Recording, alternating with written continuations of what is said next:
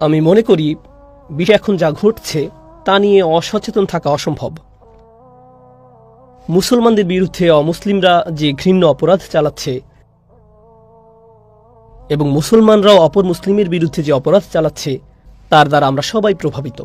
একজন মুসলিম হিসেবে বড় হওয়ার কালে এই ট্র্যাজেডিগুলো আমাদের প্রাত্যহিক জীবনের অংশ হয়ে দাঁড়িয়েছে। আমাদের মধ্যে যাদের বয়স 30-40 বছর, আপনারা দেখেছেন গত অর্ধ শতক বা তার চেয়েও বেশি সময় ধরে উম্মাহ শুধু একটি সংকটের পর আরেকটি, এরপর আরেকটি, এরপর আরেকটির মধ্য দিয়ে গত হয়েছে।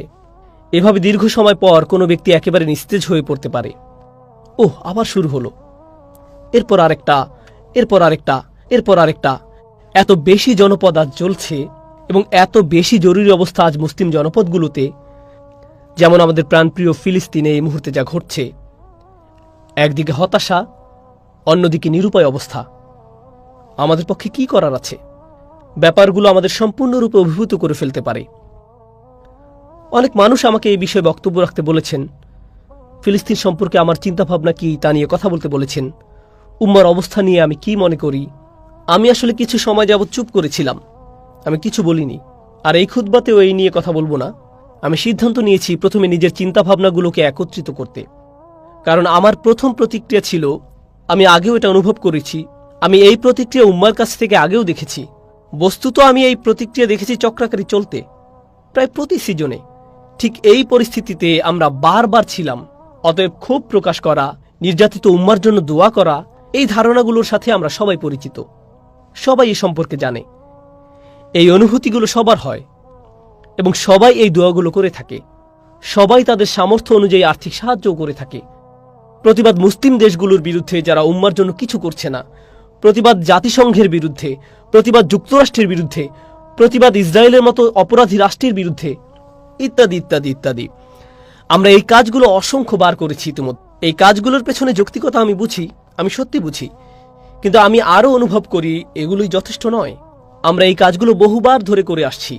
ব্যাপারটা গভীরভাবে কষ্টদায়ক এবং হতাশাজনক যে আমরা ঠিক একই পরিস্থিতিতে আবারও, যদি পরিস্থিতি আরও খারাপ না হয়ে থাকে সময় যাওয়ার সাথে সাথে। তাই আমি শুধু ক্ষোভ প্রকাশ বা একই আবেগের পুনরাবৃত্তি ঘটাতে যাচ্ছি না, কিন্তু একটু পেছনে সরে এসে ভাবা যে একটি উম্মাহ হিসেবে আমাদের কোন ব্যাপারটা নিয়ে চিন্তা করা উচিত। আমার খুতবাগুলো প্রায় সময় গত কয়েক বছর যাবৎ শুধু ব্যক্তিগত ক্ষমতায়ন নিয়ে কথা বলে আসছে। একজন ব্যক্তি কিভাবে তার ঈমানকে শক্তিশালী করবে, একজন ব্যক্তি কিভাবে তার জীবনের আঘাতগুলো কাটিয়ে উঠবেন। কারণ আমাদের ধর্ম একদিকে অত্যন্ত ব্যক্তিগত, এটি সত্যি একজন মানুষকে শক্তিশালী করে তোলে। এটি আপনার ঈমান নিয়ে, আপনার গল্প নিয়ে, আপনার জীবন নিয়ে, আল্লাহর সাথে আপনার সাক্ষাৎ নিয়ে, আল্লাহর বইয়ের সাথে আপনার সম্পর্ক নিয়ে, আল্লাহ রসুলের সাথে আপনার সম্পর্ক নিয়ে সাল্লাল্লাহু আলাইহি সাল্লাম। এটি আপনার সমস্যাগুলো নিয়ে, আপনার পরিবার নিয়ে, আপনার ব্যবসা নিয়ে, আপনার আর্থিক অবস্থা নিয়ে, আপনার জাকাত নিয়ে, আপনার নামাজ নিয়ে। এটি খুবই ব্যক্তিগত একদিকে, কিন্তু অন্যদিকে আমাদের এই চেতনা প্রদান করা হয়েছে যে আমরা নিজেদের চেয়েও বিরাট কিছুর অংশ। শুধু পরিবার বা সমাজের নয়, আমরা একটি উম্মার অংশ, আমরা অনেক বড় কিছুর অংশ। যে জিনিসটির আমরা অংশ, যে অস্তিত্বের আমরা অংশ, সেটি জাতিগোষ্ঠীকে ছাড়িয়ে যায়। আমরা একই ভাষায় কথা না বলতে পারি, আমাদের মাঝে একমাত্র কমন বিষয় হলো লা ইলাহা ইল্লাল্লাহ মুহাম্মাদুর রাসূলুল্লাহ সাল্লাল্লাহু আলাইহি সাল্লাম। শুধু এটাই যথেষ্ট।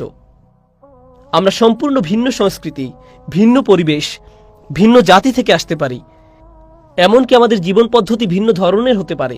সাংস্কৃতিক দিক থেকে আমরা একে অন্যের থেকে সম্পূর্ণ আলাদা হতে পারি, কিন্তু আমাদের মাঝে রয়েছে একটি দৃঢ় বন্ধন। আল্লাহর বই আমাদের সবাইকে একই বন্ধনে আবদ্ধ করে। তাহলে উম্মার একটি চেতনা আমাদের মাঝে রয়েছে। ঠিক এই কারণেই আমরা সামষ্টিকভাবে ব্যথা অনুভব করি উইঘুর মুসলমানদের অবস্থা দেখে। আমরা সামষ্টিকভাবে ব্যথা অনুভব করছি 90-এর দশকে বসনিয়ার কসোভোর অবস্থা দেখে। আমরা সামষ্টিক ব্যথা অনুভব করে আসছি গত অর্ধ শতকের বেশি সময় ধরে ফিলিস্তিনের অবস্থা দেখে, আফগানিস্তানের অবস্থা দেখে যা এখন ঘটে চলছে, ইয়েমেনের অবস্থা দেখে যা এখনো ঘটছে, রোহিঙ্গা মুসলিমদের অবস্থা দেখে, শ্রীলঙ্কার মুসলমানদের অবস্থা দেখে। যখন দাঙ্গার সময় বৌদ্ধ সন্ত্রাসীরা শহরে মুসলমানদের আক্রমণ করেছিল, ভারতের গুজরাটে মুসলমানদের প্রতি যে নির্যাতন চালানো হয়েছিল, এরপর কাশ্মীর, এই লিস্ট অনেক বড়। খুবই খুবই বড় তালিকা। এখন আমরা একটি উম্মাহ হিসেবে উম্মার অংশ হওয়ার অর্থ কি? এই জ্বলন্ত আগুন থেকে কিছুটা পেছনে সরে এসে আল্লাহর কিতাবের দিকে ফিরতে চাই, কিছু একটা পেতে চাই। আর আমি দাবি করছি না যে আমার কাছে এর কোনো উত্তর আছে। প্রথমে এই বিষয়টা পরিষ্কার করে নিতে চাই, আমাদের কারো কাছে যদি এর জবাব থাকতো তাহলে আমরা এই পরিস্থিতিতে থাকতাম না। তাই কারো কাছে এর জবাব আছে এবং সে জানে কি করতে হবে, এমনটা মনে করা অহংকারপূর্ণ। কিন্তু আমাদের এর উত্তরের জন্য আল্লাহর দিকে ফিরতে হবে, আল্লাহর কিতাবের কাছে ফিরতে হবে। এই খুতবা আসলে এই ব্যাপারটা নিয়ে। একটি উম্মাহ হিসেবে আমাদের নিকট আল্লাহর কিছু প্রত্যাশা আছে। তিনি আমাদের একটি উম্মায় পরিণত করেছেন। এর দ্বারা আসলে কি বোঝায়? উম্মাহ বানানোর একটি ঘোষণা তিনি সূরা বাকারায় দিয়েছেন। আরও অন্য অনেক স্থানের মাঝে এটা অন্যতম একটা কেন্দ্রীয় স্থান, সূরাতুল বাকারার একেবারে মাঝখানে, যেটি কোরআনের দীর্ঘতম সূরা। তিনি সেখানে ঘোষণা করেছেন, ওয়াকাযালিকা জাআলনাকুম উম্মাতান ওয়াসাতা, এভাবে আমরা তোমাদের একটি মধ্যমপন্থী উম্মায় পরিণত করেছি। অনুবাদে প্রায় সময় উল্লেখ করা হয় মধ্যপন্থী জাতি। ওয়াসাত অর্থ ভারসাম্য, এটি আসলে একটি মাসদার, তাই এর অর্থ হবে এমন জাতি যা ভারসাম্যের গুণে গুণান্বিত। এটা বলা হয়নি যে উম্মাতান মুতাওয়াসসিসাতা, তখন এটা সিফাত হতো, কিন্তু এখানে সিফাতটি মাসদার, আসলে যা অতিরঞ্জিত রূপ। বেশি টেকনিক্যাল না হয়ে বলছি, এর দ্বারা আসলে বুঝায় তোমাদের এমন একটি জাতিতে পরিণত করা হয়েছে, যদি কেউ তোমাদের দিকে তাকায় তখন প্রথম যে জিনিসটি তাদের মাথায় আসবে তা হলো ভারসাম্য। কিছু সময়ের জন্য ব্যাপারটা নিয়ে একটু চিন্তা করুন। আল্লাহ বলছেন আমাকে আপনাকে তিনি এমন একটি উম্মাহ বানিয়েছেন যে উম্মাহ আসলে প্রায় নিজেই ভারসাম্যের সংজ্ঞা। নিজেই ভারসাম্যের সংজ্ঞা। দুনিয়াতে ভারসাম্য একটি গুরুত্বপূর্ণ বিষয়। এটি আসলে ন্যায় বিচারের সাথে সম্বন্ধযুক্ত। পৃথিবীর যে কোনো বিচার বিভাগে দাড়িপাল্লা দেখতে পাবেন আদালতের একটি প্রতীক হিসেবে। দেখবেন এক অন্ধ মহিলা মূর্তি দাড়িপাল্লা ধরে দাঁড়িয়ে আছে, বা শুধু দাড়িপাল্লা ঝুলানো আছে। কারণ আপনার পক্ষে ন্যায় বিচার পাওয়া সম্ভব নয় যতক্ষণ না ভারসাম্য খুঁজে পাবেন। আর আল্লাহ সুবহানাহু ওয়া তাআলা এমন কি ভারসাম্যের প্রতি নির্দেশ করেছেন, মিজানের কথা কোরআনে এসেছে। তিনি মহাবিশ্বকে ভারসাম্যপূর্ণ করে সৃষ্টি করেছেন। তিনি বলেছেন আস-সামাআ রাফআ ওয়া ওয়াদাআল মিজান, আর তিনি আকাশকে সমুন্নত করেছেন এবং ভারসাম্য স্থাপন করেছেন। আল্লাহ তাতাগাউ ফিল মিজান, যাতে তোমরা দাড়িপাল্লা সীমালঙ্ঘন না করো। অর্থাৎ তোমরা হলে ভারসাম্যপূর্ণ জাতি, তাহলে ভারসাম্য ঠিক রাখা এবং ন্যায় বিচার করা ওতপ্রোতভাবে জড়িত। এখন আমাদেরকে যে মধ্যমপন্থী উম্মত বানানো হয়েছে, এই ঘোষণাটি কোথায় এসেছে? এটি সূরাতুল বাকারার এমন এক স্থানে এসেছে যা গভীর ভাবনার দাবি রাখে। আমাদের পূর্বে আসা এক জাতি সম্পর্কে আল্লাহ কথা বলছেন, যাদেরকে বই দেয়া হয়েছিল। ঠিক যেমন আমরা একটি জাতি এবং আমাদেরকেও একটি বই দেয়া হয়েছে। তাদেরকে একটি কিতাব দেয়া হয়েছিল, তারা তাদের কিতাবের সাথে বহু শতাব্দী পার করেছে। আর আজ 2021 সাল, আজ যখন আমরা তাদের সম্পর্কে পড়ছি, আমাদেরকেও একটি কিতাব দেয়া হয়েছে, আর আমাদের উপরও বহু শতাব্দী পার হয়ে গেছে। তাহলে আমাদের এবং তাদের মাঝে একটা কমন বিষয় রয়েছে। তাদেরকে একটি বই দেয়া হয়েছে আর তারা এর সাথে অনেক শতাব্দী অতিক্রম করেছে। আমাদেরকেও একটি বই দেয়া হয়েছে আর আমরাও এর সাথে অনেক শতাব্দী অতিক্রম করেছি। তারপর আল্লাহ বলছেন, এই কিতাবের মাধ্যমে একতাবদ্ধ হয়ে নিজেদের শক্তিশালী করার বিপরীতে তারা নিজেদের মাঝে বিভক্তি তৈরি করল, পরস্পর সংঘর্ষে লিপ্ত হল এবং পরস্পরকে হত্যা করল। আর তারা তাদের কিতাবের জ্ঞানকে ব্যবহার করল এক গ্রুপের উপর অন্য গ্রুপের শ্রেষ্ঠত্ব প্রতিষ্ঠা করার কাজে। ওমা তাফাররাকু ইল্লা মিন বাদি মা জাআহুমুল ইলম বাগিয়াম বাইনাহুম, তারা মতভেদ করেনি জ্ঞান আসা ব্যতীত, বিশেষ করে জ্ঞান আসার পর এক দলকে অন্য দলের উপর বড় করে তোলার ব্যাপারে তারা মতভেদে জড়িয়ে পড়ল। সুতরাং জ্ঞান ব্যবহার করা হলো এই দল সেই দলের মতকে খণ্ডন করার জন্য। এই দলের লোকেরা কাফের না ওই দলের লোকেরা কাফের, এই দলের রক্ত হালাল না ওই দলের রক্ত হালাল। আমাদের আগের জাতির লোকেরা এগুলো করত। তিনি পরিষ্কার জানিয়ে দিয়েছেন কোনটা হালাল আর কোনটা হারাম, কিন্তু তারা আল্লাহর আদেশের সাথে মশকরা করল। জাস্ট আমাকে এমন একটি উপায় বলে দিন যেন আমাকে এটা মানতে না হয়, আর আমি নিজেকে যেন দোষ না দিয়ে থাকি। আল্লাহ এই জাতি সম্পর্কে আরো বলছেন, যখন তাদেরকে এই কিতাব দেয়া হয়েছে, কেউ যখন তাদেরকে এই কিতাবের কথা মনে করিয়ে দিত, তারা তাদের বিরুদ্ধে যুদ্ধ ঘোষণা করত। যুদ্ধ ঘোষণা করত। আল্লাহ তাদের মুনাফিকি সম্পর্কে বলেছেন, তারা কোনো ধরনের দ্বিধাদ্বন্দ্ব ছাড়াই একে অন্যের রক্ত ঝরাত। তাদের বিশাল এক দায়িত্ব দেয়া হয়েছে, তারা তো একটা উম্মাহ ছিল। আমাদের রাসূল সাল্লাল্লাহু আলাইহি সাল্লাম বলেছেন, উম্মার একটি শরীরের মতো হওয়ার কথা। তাই আল্লাহ তাদেরকে বললেন, লা তুসফিকুনা দিমাআকুম ওয়া লা তুখরিজুনা আনফুসাকুম মিন দিয়ারিকুম, তোমরা একে অন্যের রক্ত ঝরাবে না, তিনি সেই সময়ের মুসলমানদের এই কথা বললেন। তিনি তাদেরকে বললেন, তোমরা একে অন্যের রক্ত প্রবাহিত করবে না এবং পরস্পরকে স্বদেশ থেকে বহিষ্কার করবে না। তোমরা একে অন্যকে নিজেদের বাড়ি থেকে বহিষ্কার করবে না। সুম্মা আকরারতুম, অতঃপর তোমরা সবাই তা মেনে নিয়েছিলে। ওয়া আনতুম তাশহাদুন, এবং তোমরাও সাক্ষী ছিলে। সুম্মা আনতুম হাউলাই তাকতুলুনা আনফুসাকুম, অতঃপর তোমরাই তো তারা যারা নিজেদেরকে হত্যা করেছ। ওয়া তাখরুজুনা ফারিকাম মিনকুম মিন দিয়ারিহিম, এবং তোমাদের মধ্য থেকে একটি দলকে তাদের গৃহ থেকে বের করে দিচ্ছ। তাযাহারুনা আলাইহিম বিল ইসমি ওয়াল উদওয়ান, তোমরা নিজেরা তাদের বিরুদ্ধে অন্যায় ও সীমালঙ্ঘন করে পরস্পরের সহযোগিতা করেছ। অর্থাৎ তোমরা মুসলমানরা, মানে সেই সময়ের ইসরায়েলিরা, আক্রমণাত্মক পদক্ষেপ নিচ্ছ অন্য মুসলমানদের বিরুদ্ধে, সেই সময়ের আরেক ইসরায়েলিদের বিরুদ্ধে। এরপর এই সব কিছুর উপরে যখন তারা এই অন্যায় কাজে নিয়োজিত ছিল, একদল বিশ্বাসী অন্য আরেক দল বিশ্বাসীর বিরুদ্ধে যখন পরিস্থিতি একেবারে খারাপ হয়ে পড়েছিল, যখন মুসলমানরা একে অন্যের বিরুদ্ধে লড়াই করে, তখন কি হয়? আগের দিনে যখন ইসরায়েলিরা পরস্পর যুদ্ধে লিপ্ত হয়েছিল, তাদের সাম্রাজ্য দুর্বল হয়ে পড়েছিল। তখন বাইরের জাতির লোকেরা তাদের উপর আক্রমণ চালিয়েছিল, কারণ তাদের শক্তি ক্ষয় হয়ে গিয়েছিল পারস্পরিক যুদ্ধে। আর যখনই কোনো জাতি দুর্বল হয়ে পড়ে, তখন অন্য জাতি এর সুযোগ গ্রহণ করে। এমনটাই ঘটে। কোনো জাতিকে দুর্বল করার সবচেয়ে কার্যকরী উপায়, রাশিয়ানরা বর্তমানে যুক্তরাষ্ট্রের ব্যাপারে এটা ভালো বুঝে, কোনো জাতিকে দুর্বল করার সবচেয়ে কার্যকরী উপায় হলো নিজেদের মাঝে দ্বন্দ্ব সংঘাত বাঁধিয়ে দেয়া, ঠিক কিনা?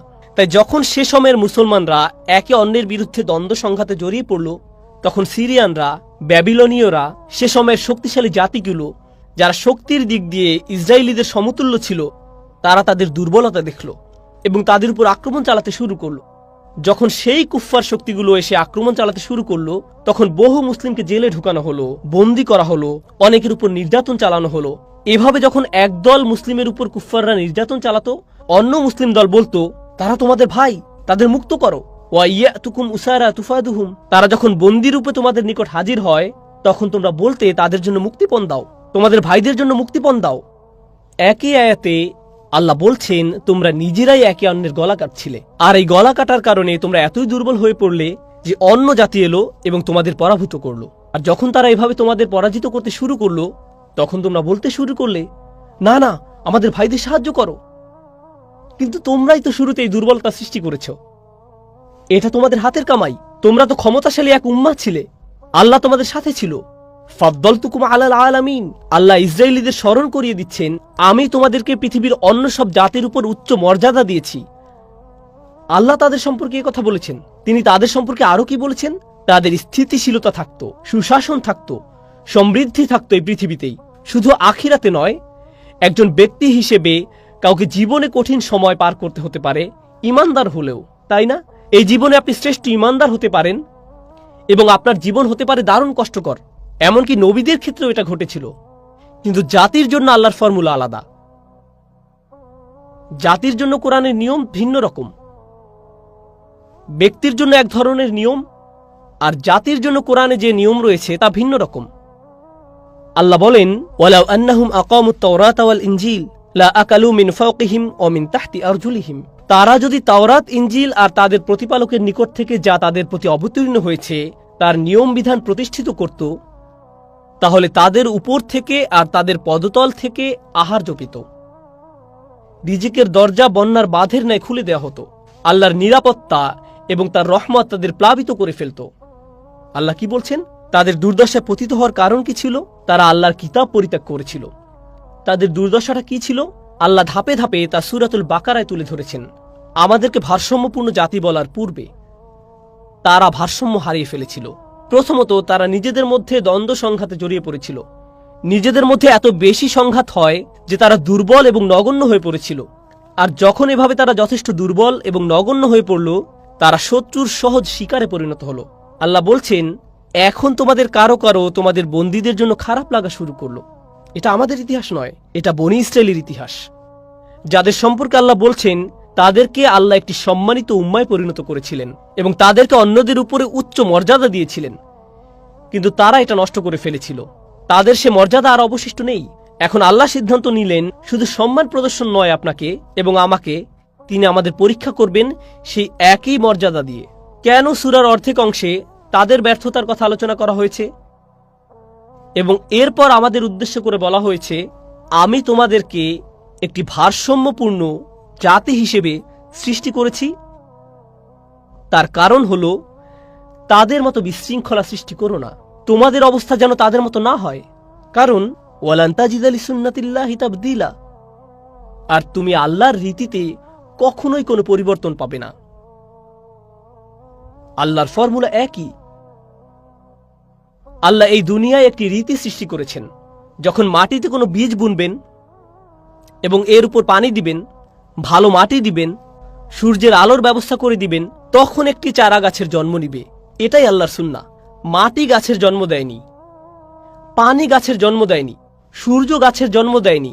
কিন্তু আপনি যদি এই প্রক্রিয়া অনুসরণ করেন, তাহলে আল্লাহর সুন্নাহ হলো তিনি একটি গাছকে জন্ম নেওয়ার অনুমতি দিবেন। কিন্তু যদি পানি না দেন, যদি ভালো বীজ না বুনেন, চারা গাছটির মৃত্যু হবে। এটাও আল্লাহর সুন্নাহ। আল্লাহ এভাবে এই দুনিয়ায় হুকুম বাস্তবায়ন করে থাকেন। এটা হলো একটি গাছ বড় করার সুন্নাহ। কিন্তু বিশ্বাসী একটি জাতির উত্থান, পতন, শক্তিমত্তা, দুর্বলতা কখন দেখা দিবে, তার জন্যও আল্লাহর একটি সুন্নাহ বর্তমান আছে। আমাদের পক্ষে এমনটি চিন্তা করা অসম্ভব যে আমাদের ব্যাপারটা ব্যতিক্রম এবং আমাদের পূর্বের জাতির ক্ষেত্রে যা হয়েছিল আমাদের ক্ষেত্রে তা হবে না। কারণ আমরা স্পেশাল, কারণ আমরা বিশেষ অনুগ্রহপ্রাপ্ত। আমি আমার বক্তব্য দ্বারা এই মুহূর্তে যারা ভোগান্তির শিকার হচ্ছেন, কোনোভাবেই তাদের কষ্টকে ছোট করে দেখছি না এবং কোনোভাবেই তাদের দোষ দিচ্ছি না যে আল্লাহ তাদের এই পরীক্ষা ফেলেছেন কারণ তারা বনী ইসরাইলদের মতো হয়ে গেছে। আমি যা বলতে চাচ্ছি তার উল্টো বুঝবেন না।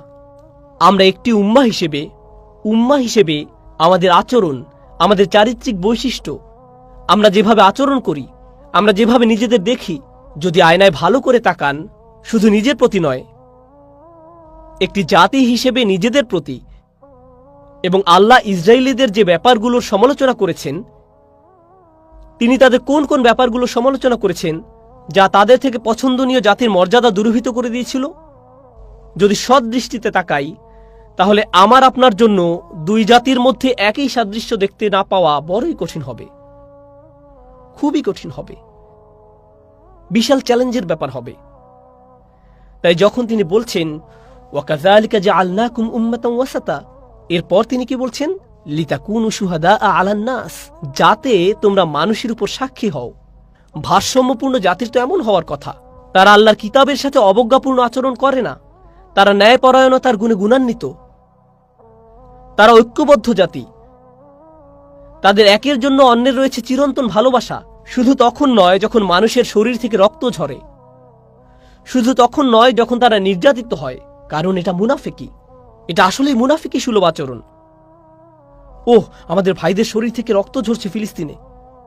যখন মসজিদে ছিলেন, আপনি এসেছেন বাংলাদেশ থেকে, কেউ একজন মালয়েশিয়া থেকে, কেউ একজন চীন থেকে, কেউ একজন সেনেগাল থেকে, কেউ একজন ফিলিস্তিন থেকে, একজন সৌদি থেকে, একজন পাকিস্তান থেকে, কেউ একজন হয়তো ভারত থেকে, আর আপনারা তখন কে ইমাম হবে সেটা নিয়ে ঝগড়া করছিলেন।